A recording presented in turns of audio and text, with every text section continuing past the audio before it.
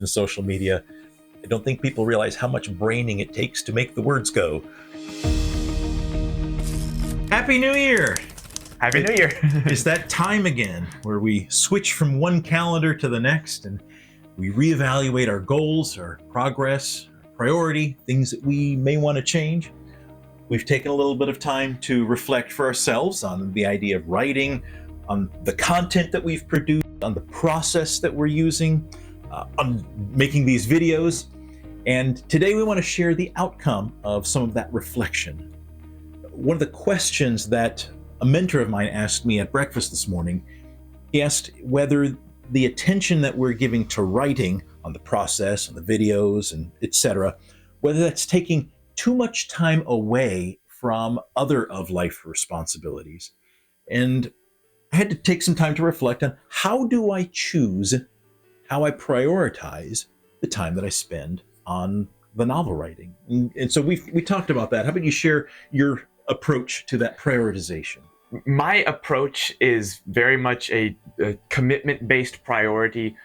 When I've made commitments to you, to us as a group, kind of, Right, to have something done by a specific time, I will make sure that that time gets allotted so that way I have that commitment fulfilled, whether that commitment is any editing or posting stuff on videos, Facebook, Instagram, Reels, Shorts, things that we're doing, whether that is brainstorming like we were doing in the past, making our 5 bullet points, or writing stuff, or anything else, any commitments that I make sure that I set aside the time through the week to get that done by the time that it is due. And I like the way that you corrected the phrasing there. Our commitments are not to the other, our commitments are to us. Mm-hmm. And that's one thing in the coaching that I do for my clients. When I ask them at the end, is there a commitment you want to make to yourself? Because it's not about committing to me. It's not about me committing to you. It's about committing to us to accomplish things. My prioritization strategy is a little bit different.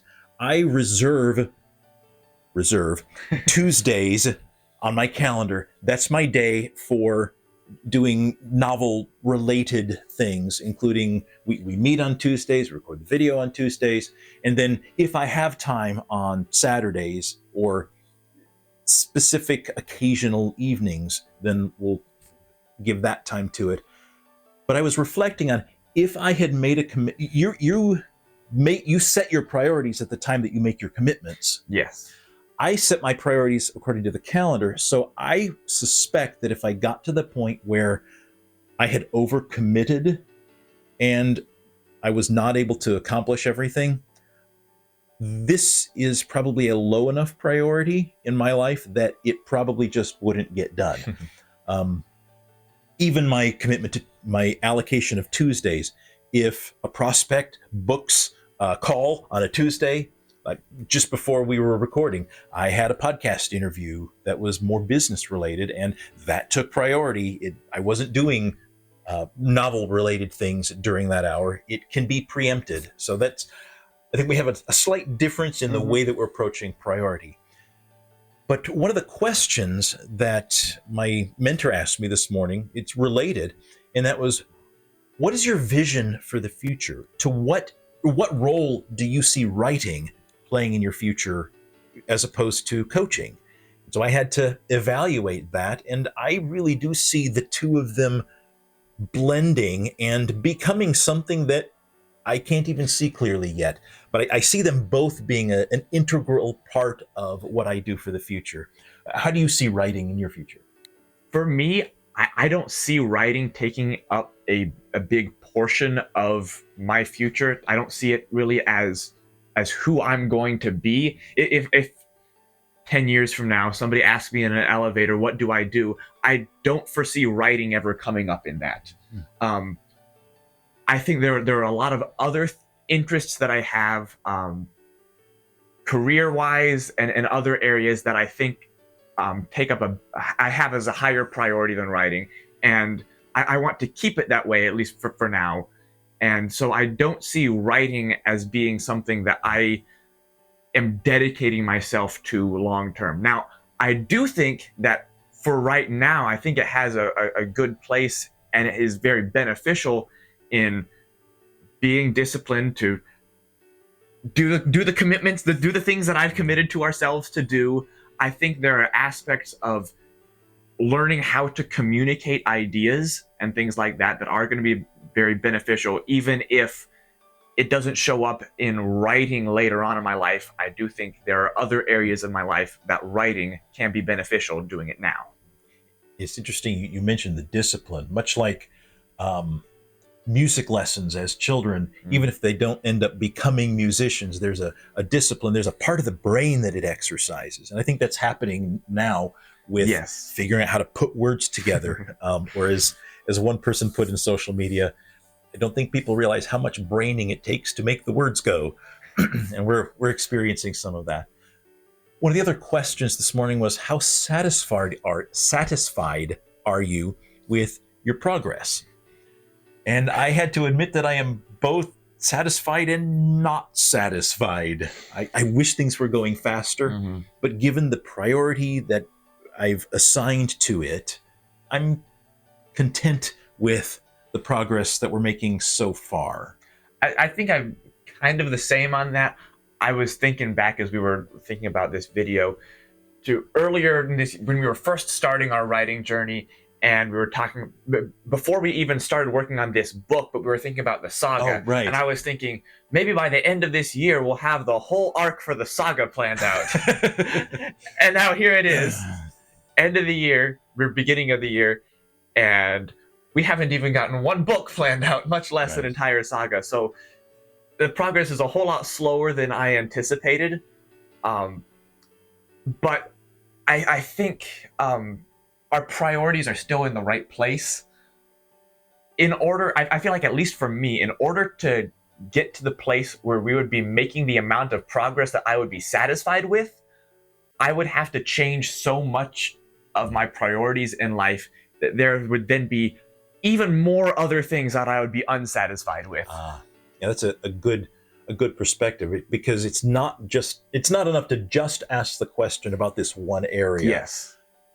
If we hyper focus on just one area satisfaction, then we throw the rest out of balance. And I wasn't even thinking about this, but I have an entire exercise for coaching that is about evaluating satisfaction in a variety of areas. Novel writing is not one of the things that I ask my clients about, but it would probably fall under one of those categories.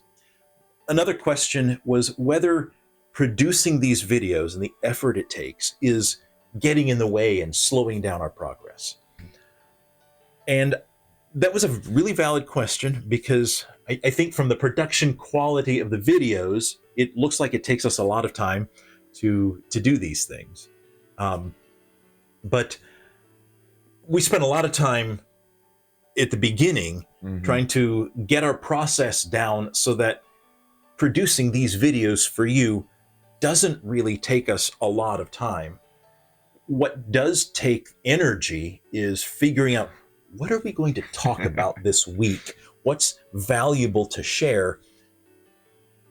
And the discipline, back to that idea there, the discipline of preparing a video every week is forcing us to do some reflection, to gain some clarity that I believe is worth all of the effort that it takes to produce the video. Even if the video being live on Facebook never produces any return or value for us, which it is, because when you comment, that's uplifting, that's the engagement that we see is beneficial. But even if it weren't there, just what we get out of preparing, I think, is worth the investment. And something that I'm thinking of just now along that lines, as I look back on some of the discussions that we've had in past weeks planning a video, I think knowing that we have a video that we need to record sometimes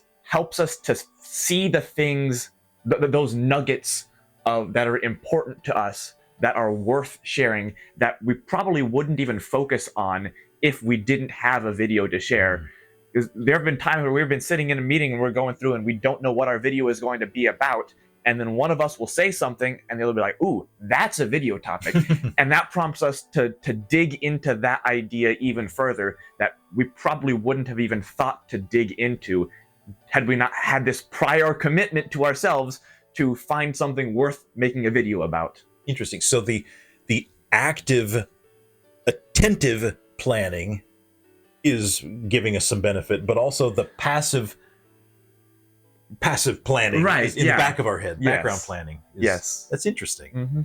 So because of that and all that we've talked about so far this video, we don't really see a need to change what we're doing right now. We don't have any changes planned as far as our strategy of writing, our priorities there, what we're doing with these videos. We do wish it was faster, but like I said earlier, the amount that it would take in order to get to a place where we're satisfied is not worth what it would cost to us right now. Right. We're unsatisfied in a way, but we're content being unsatisfied. I think we have a part of our weekly conversation that is anything we want to start, anything we want to stop, anything we want to keep. And you've seen us make changes and make pivots throughout the year. So there's nothing really major right now at year end, year transition, that stands out as needing a change. But let me invite you to reflect. How satisfied are you with your priorities, whether it's writing, whether it's the rest of life? That's just an invitation to reflect. I'd invite you to comment on this video. What role do you see writing playing in your future? Let us know that, and we look forward to seeing you next week.